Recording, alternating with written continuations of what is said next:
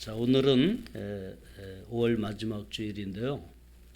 가정의 달이 지나기 전에 가정에 대한 메시지를 한번 전해야 되겠다 이런 생각을 가지고 행복한 가정이라는 제목으로 말씀을 나누며 피차의 은혜를 받고자 합니다. 자, 이제 제가 질문을 두 가지 할 텐데 이제 표정 관리를 좀 잘 하셔야 됩니다. 여러분의 가정은 행복하십니까? 또 다시 태어나도 지금의 배우자를 다시 만나기를 원하십니까? 최고 점수입니다. 하여튼 두 가지가 대답하기 아주 어려운 레벨의 그런 질문인 것 같습니다. 두 젊은이가 연애를 하다가 드디어 결혼식을 하고 마지막 순서에 신랑 신부 새 출발 하면 이제 이렇게 퇴장을 하죠. 그때 보통 하는 멘트가 뭔지 아시죠? 행복 끝, 고생 시작. 이게 하나의 조크지만 또 현실이기도 하다라는 것이 좀 씁쓸하죠. 새 가정을 출발할 때는 행복을 꿈꾸지만 실상 현실에 부딪히다 보면 원치 않는 고난과 우한 질고가 가정에 엄습하는 것을 다 경험했을 것입니다. 자, 그러면 이제라도 여러분들이 행복한 가정을 이루기를 원하십니까?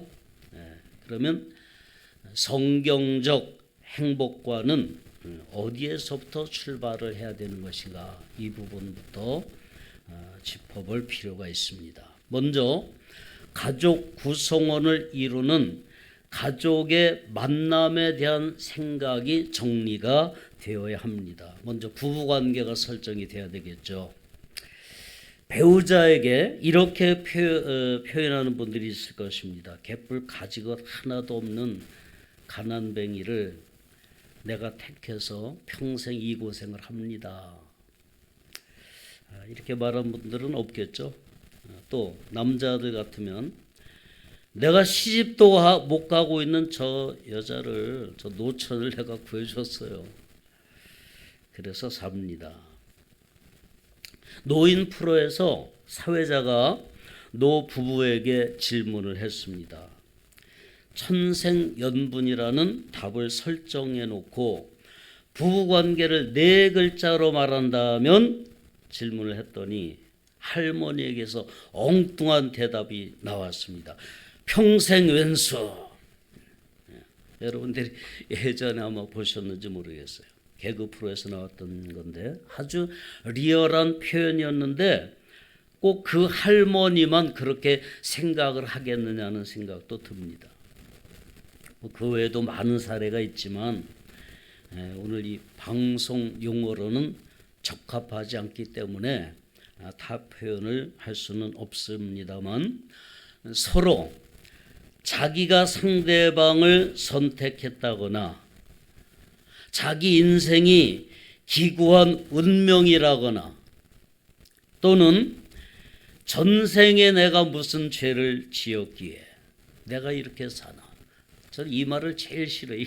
이게 불교식 표현이거든요. 우린 전생이 없잖아요. 근데 크리스찬들 중에 은근히 많아요. 전생에 내가 무슨 죄를 지었기에.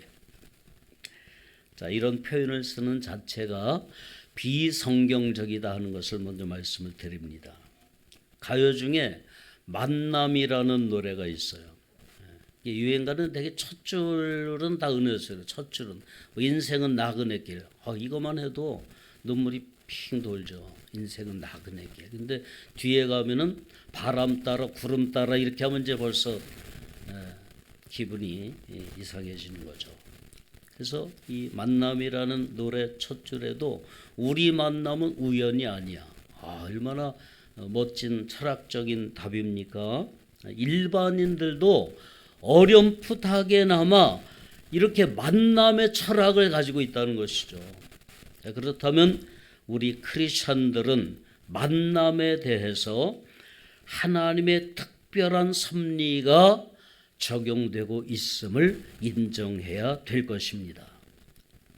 내가 태어난 조국, 내가 만난 배우자, 내 자녀가 된 자녀들, 또 내가 만나게 된 친구나 모든 이웃들에 대해서 하나님의 특별한 섭리가 있었음을 인정해야 합니다. 그렇지 않으면 운명론에 빠지고 기구한 팔자를 운운하면서 평생을 원망 속에 살다가 인생이 끝날 수 있기 때문입니다. 한 몸을 이루고 한 피를 이어받은 형제 자매 관계가 되었다는 것이 얼마나 소중한 일입니까? 이미 5분 칼럼에서 말씀드린 적이 있습니다만, 인간이란 한문으로 풀이하면 너와 나 사이죠. 인간, 너와 나 사이. 근데 그 사이에 무엇이 있다라는 답이 없어요. 그래서 인간에 대한 깊은 생각을 하다 보니 철학이 생겼다라고 저는 확신하는 사람입니다. 그래서 우리는 성경에서 너와 나 사이에 하나님이 계시다라는 것을 발견하면서 진정한 인간의 사회적 관계를 깨닫게 되는 것입니다. 하나님이 세우신 제도 가운데 가정과 교회가 있죠. 아담의 혼자 사는 것이 좋지 않다 하여 아담의 갈빗대로 하와를 만들고 부부가 되게 하심으로 최초의 가정을 이루게 하셨습니다. 창세기 2장 18절에 나오는데 여호와 하나님이 이르시되 사람이 혼자 사는 것이 좋지 아니하니 내가 그를 위하여 돕는 배필을 지으리라. 그리고 신약에 와서 예수님이 이 말씀을 뒷받침해 하시는데 마가복음 10장 9절에 그러므로 하나님이 짝지어 주신 것을 사람이 나누지 못할지니라.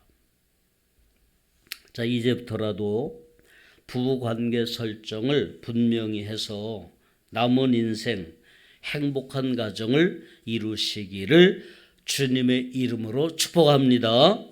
자, 그러면 먼저 행복의 개념부터 정리를 해야 되지 않겠습니까? 무엇이 나를 행복하게 하는가?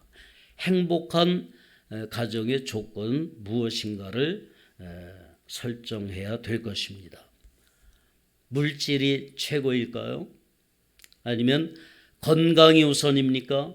권력과 명예가 주어지면 행복할 수 있을 것 같습니까? 각자의 가치관에 따라 답도 각각 다르리라 생각됩니다. 그래서 우리는 성경적 행복관을 먼저 알아야 합니다. 올해로 103세 되신 김영석 교수님이 계시는데 아침마당에 나와서 강연하는 것을 잠깐 들었습니다. 제일 먼저 꼽은 것이 무소유입니다. 제목은 행복론이죠. 무엇이 우리를 행복하게 하는가, 이런 주제를 가지고 강연하는 중에, 그래서 그분이 가난한 집안에서 자랐는데 이 교수님 가정이 동네 부잣집에 세대로 살기도 하고 그 집의 일을 거들면서 또 생활의 보탬이 되기도 했다고 합니다. 그런데 그 부잣집은 큰아들이 수많은 부동산을 다 몰래 팔아가지고 도망을 가버렸어요. 그러니까 부자지간이나 형제지간이 불화하게 되고 나중에는 재산을 다 탕진해버려서 집안 칸도 없을 정도로 가난하고 또 불행한 삶을 살게 되었다는 것입니다. 그래서 동네 사람들이 말하기를 가난한 우리는 행복한데 우리 동네에서 가장 큰 부자인 저 집은 불행하게 되었다. 이런 말을 하곤 했다고 합니다.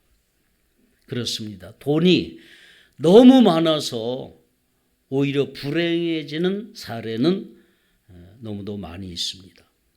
모두가 부러워하는 로또에 당첨되어 적어도 수십억 원이 생기는 바람에 그 돈이 없을 때는 행복했는데 수십억 원이 생김으로 인해서 비참한 인생을 살게 된 사람들의 사례는 셀 수 없이 많이 있습니다. 또 재벌 그룹의 가정들을 들여다보면 재벌 2세인 자녀들이 재산 문제로 법정 소송까지 가는 사례들도 얼마든지 찾아볼 수 있습니다. 수십억 원이 아니라 수백만 원 정도를 가지고도 형제 간에 의를 끊고 사는 경우도 많이 있습니다. 우리가 로또나 복권에 대해서 이야기를 하면 얼굴에 미소가 가득 차요. 당첨된 게 아닌데 그냥 로또 예를 들어서 내가 700만 원씩 매월 받게 되면은 우리 형제들 내가 100만 원씩 다 줄 거야. 뭐 이러기만 해도. 아니면 한 20억 당첨되면 내가 우리 형제들 1억 원씩 다 줄게. 현실이 아니지만 그렇게 돈에 대한 이야기를 하는 것만으로도 미소가 나오고 또 기쁨이 있어지는 것을 경험할 수 있습니다. 자, 역설적으로 생각해 보면 정말 당첨되어도 이렇게 웃을 수 있을까 우리가? 당첨된 순간 아마 표정 관리에 들어가지 않을까. 시치미를 뚝 떼고 영원히 비밀로 한 채 그렇게 살아갈 수도 있는 것이 우리들의 모습이 아닌가 이런 생각도 해봅니다. 권력과 명예도 마찬가지입니다.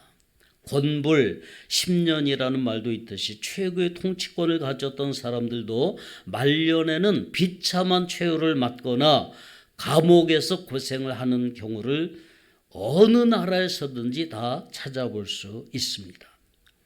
명예를 우선시하면 나중에 사람들에게 인기가 떨어질 때 우울증이 와서 견디지 못한다고 합니다.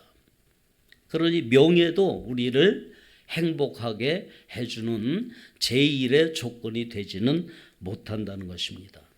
자식이 많으면 행복할까요? 그러면 무자식이 상팔자라는 말도 또 반대로 새겨보아야 되지 않을까 생각이 됩니다. 그래서 저는 오늘 성경에 나오는 한 가정을 소개하면서 행복한 가정의 기준을 재설정할 수 있는 계기가 되기를 바랍니다. 고넬료의 가정입니다. 로마 군대의 백부장이었으니 한마디로 군대 장교로 엘리트요 상류층 가정이라고 할 수 있습니다. 유대인의 기준에서 보면 이방인이었지만 하나님을 경외하는 가정이었습니다. 2절에 그가 경건하여 온 집안과 더불어 하나님을 경외하며 백성을 많이 구제하고 하나님께 항상 기도하더니 그랬습니다. 이 고넬료는 경건한 사람이었습니다. 로마 시대의 타락상을 역사가 말해주고 있지 않습니까? 특히 식민 통치 지역에서 군대의 장교의 권위는 무소불위의 권력을 휘두를 수도 있는 위치였을 것을 우리는 분명히 알 수 있습니다. 자기 권력을 남용해서 얼마든지 축제를 하고 인권을 유린하고 사치와 향락과 쾌락의 삶을 누릴 수도 있었을 것입니다. 그러나 고넬료는 경건한 사람이었습니다. 어느 사회나 죄악이 극에 달하면 하나님의 심판이 임했던 것을 볼 수 있습니다. 노아의 홍수 심판이 그랬고 아브라함 때의 소돔과 고모라가 그랬습니다. 그런데 아브라함의 조카 롯이 구원받은 사실을 눈여겨볼 필요가 있습니다. 롯은 아브라함을 쫓아갔다가 제 발로 눈에 좋아 보이는 소알터를 택했어요. 그러니까 죄악의 도시 소돔성으로 들어가 살게 된 사람입니다. 하나님의 경고를 농담으로 여길 정도로 불신앙을 가졌던 이방인 사위를 둘이나 얻었습니다. 그런데 그가 구원받았다라는 사실을 성경이 증거하고 있습니다. 베드로서 2장 7절에 무법한 자들의 음란한 행실로 말미암아 고통당하는 의로운 롯을 건지셨으니 이는 이 의인이 그들 중에 거하여 날마다 저 불법한 행실을 보고 들으므로 그 의로운 심령이 상함이라. 여러분, 적어도 구원받기 위해서 가져야 하는 경건의 기준이 어딘가를 알아야 합니다. 의로운 상한 심령을 가져야 한다는 거죠. 산속에 들어가서 분리된 삶을 산다면 거룩하지 않을 사람이 어디 있겠습니까?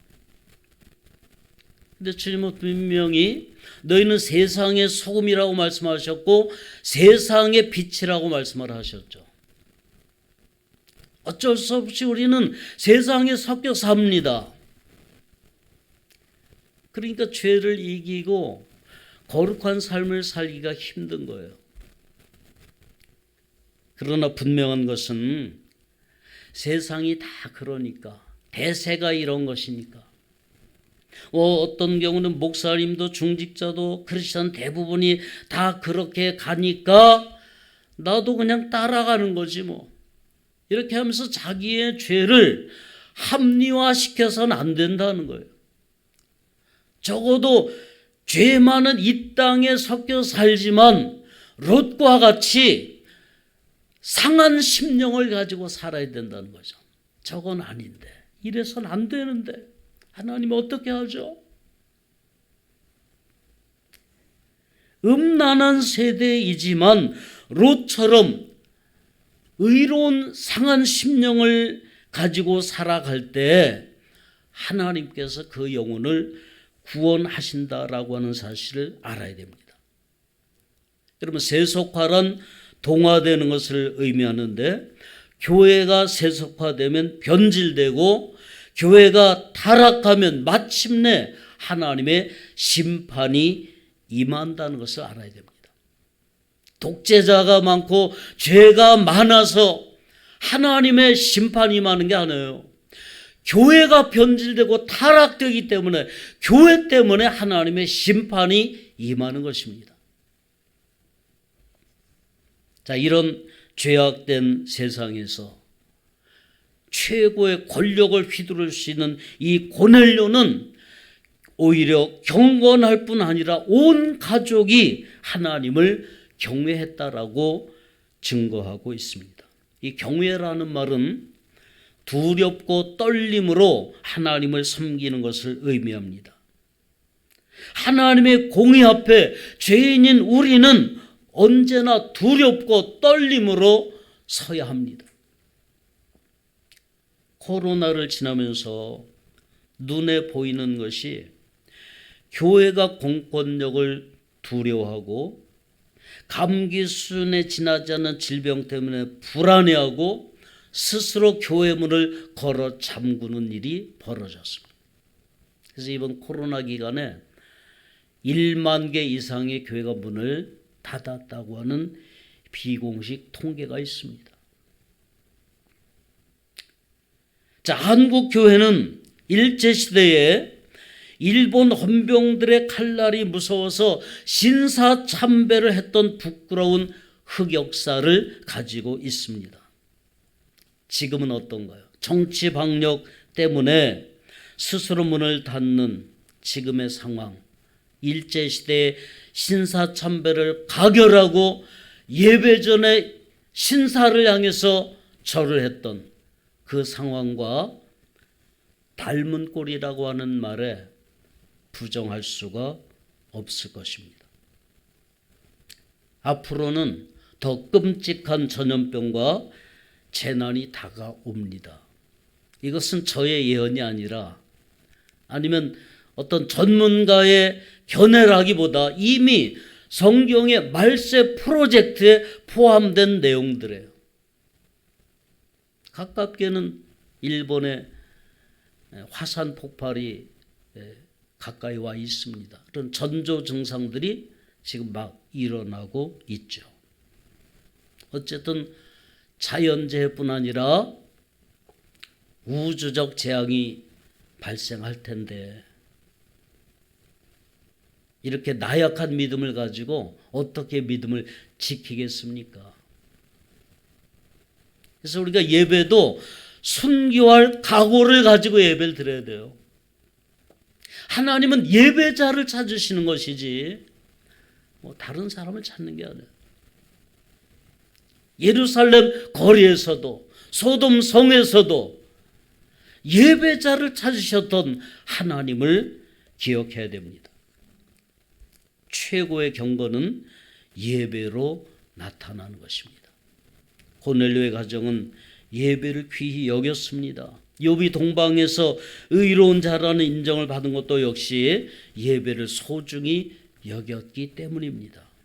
욥기 1장 5절에 보면 그들이 차례대로 잔치를 끝내면 욥이 그들을 불러다가 성결하게 하되 아침에 일어나서 그들의 명수대로 번제를 드렸으니 이는 욥이 말하기를 혹시 내 아들들이 죄를 범하여 마음으로 하나님을 욕되게 하였을까 함이라. 욥의 행위가 항상 이러하였더라. 욥의 자녀들의 숫자대로. 욥이 몇 남매죠? 10남매.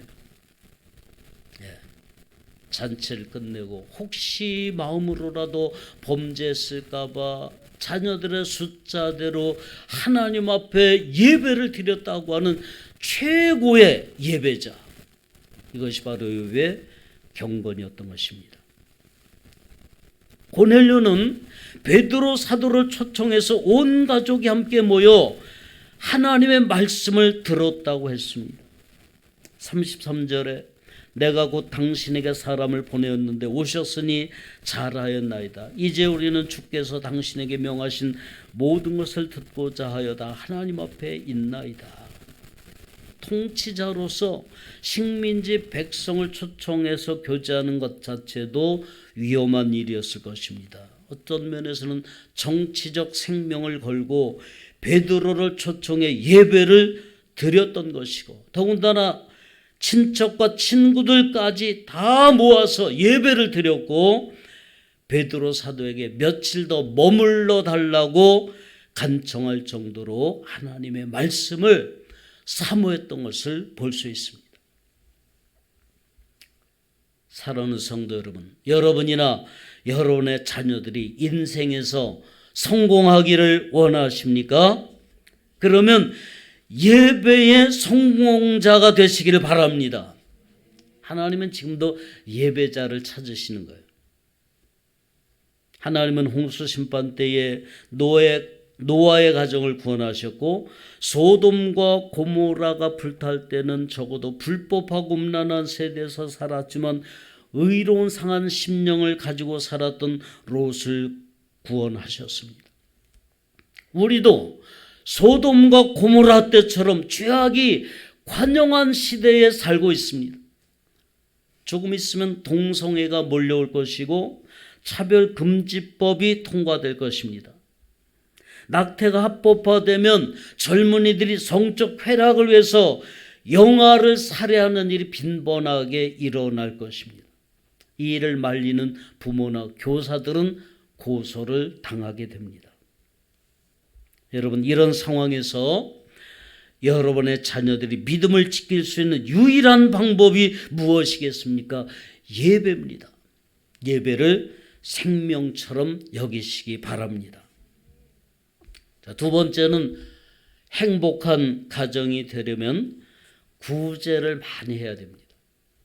2절에 나오죠. 그가 경건하여 온 집안과 더불어 하나님을 경외하며 백성을 많이 구제하고 하나님께 항상 기도했다고 했습니다.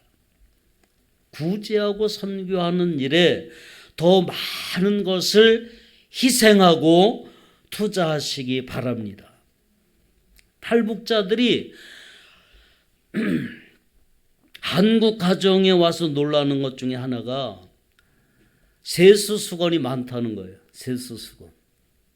자기들은 북한에서 살 때 한 집에 한 장, 두 장, 아니면 많아봐야 식구들대로 한 장씩. 그래서 어디 멀리 가게 되면 수건을 잘라서 가는 경우도 있다는 얘기를 들었는데, 한국 가정에 와 보니까 새수건이 뭐 10대 개씩은 다 있죠. 새수건이.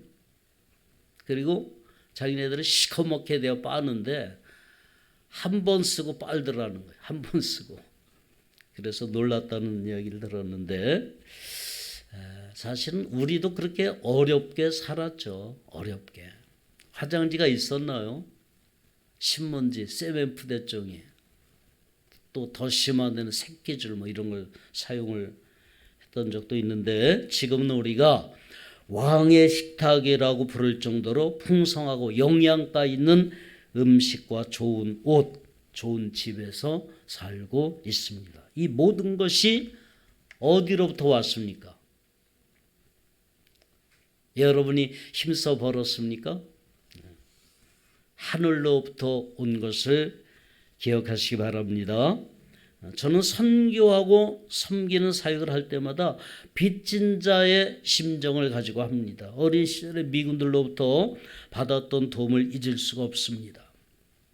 개인적으로만 아니라 국가적으로도 미국의 도움이 없었다면 우리는 이렇게 발전할 수가 없었을 것입니다.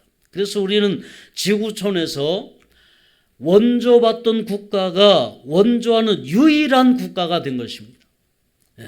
원조 받던 나라가 원조 증여 국가가 된 사례가 없어요. 우리나라밖에. 자, 쿠바 같은 나라에서는 코로나로 어려움에 처했을 때 우리 정부가 방역을 지원해 주었답니다. 그래서 고맙다고 최근에 태극기 문양이 들어간 기념 화폐를 발행하기도 했습니다. 지금 미국의 텍사스에 삼성이 들어가죠. 그래서 그 주지사가 텍사스의 공용어를 영어와 한국어로 지정을 했습니다. 최근의 일입니다. 여러분, 구제하고 선교하는 일에 더욱 힘쓰시기 바랍니다. 아멘을 안 하려고 아주 몸부림을 치지 말고 이런 때는 아멘을 크게 하면 좋아요. 자, 어떻게 하면 되느냐? 요즘은 카톡 같은 데 보면은 가계부가 자동으로 딱 정리가 돼요. 그래서 비용이 부분별로 쫙 정리가 됩니다. 그러니까 자기를 위해 쓰는 비용이 얼마고 구제와 선교비가 얼마인가, 그 비율을 한번 따져봐요. 저희 형님 교회는 구제헌금과 선교비를 따로 하더라고. 우리는 하나만 하죠. 선교비 하나만 합니다. 근데 세터교회는 보니까 구제비가 더 많아요. 주보에 뭐 2개가 나오니까 봐서 알죠. 그래서 구제와 선교비를 다시 좀 책정을 하십시오. 다시.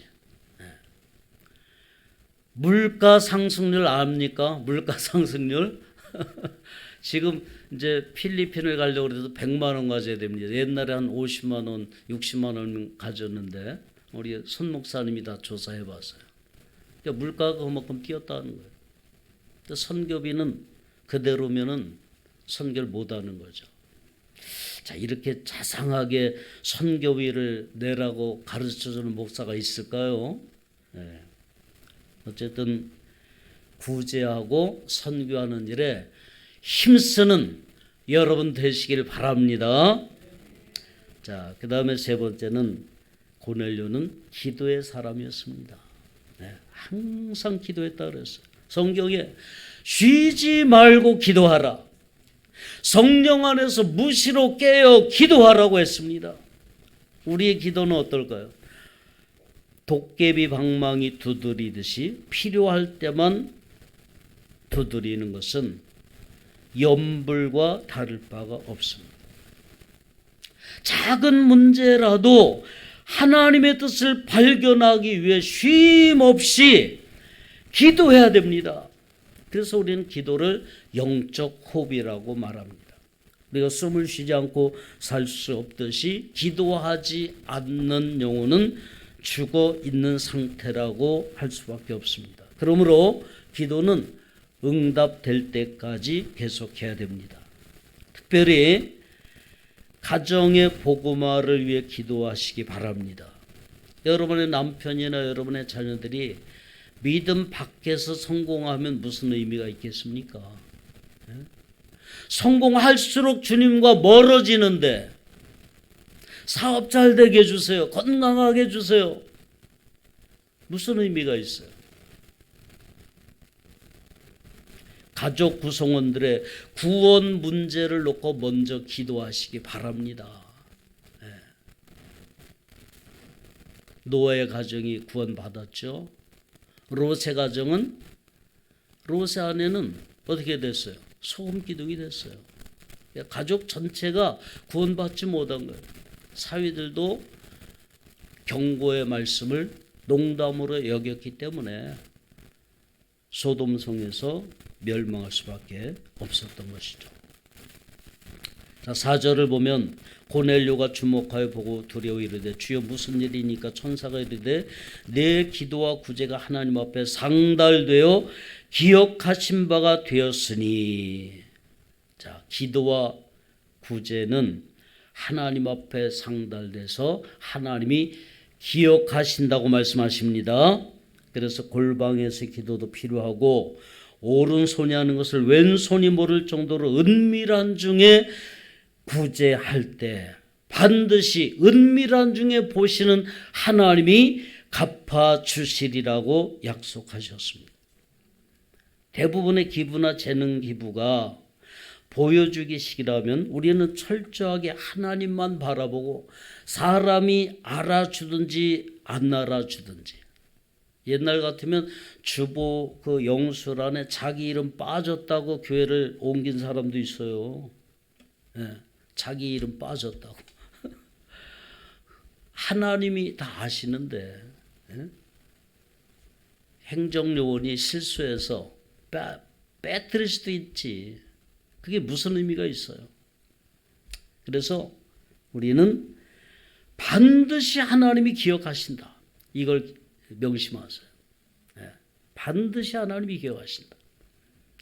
요셉이 꿈을 해몽해줌으로써 감옥에서 석방되었던 술 맡은 관원장이 몇 년 후 요셉을 기억함으로 요셉이 석방되고 바로 왕 앞에 서서 꿈을 해몽해줌으로 은혜를 입어서 죄수가 한순간에 애굽의 총리가 됩니다. 자, 대선 후보가 대통령이 당선돼서 자기를 도움을 준 사람을 기억하면 불러다가 고위 관직에 임명을 해요. 이렇게 사람이 사람을 기억해도 대박이 터지는 사건이 일어난다면 우리의 기도와 구제를 기억하시는 하나님이 우리에게 어떤 상급을 주시겠느냐 하는 것입니다. 생명의 면류관, 영광의 면류관을 주실 줄 믿습니다. 여러분 자녀들의 세상적인 성공만을 위해 힘쓴다면 어느 순간 주 안에서의 행복은 누릴 수가 없을 것입니다. 믿음 있는 가정을 만들어 가시기 바랍니다.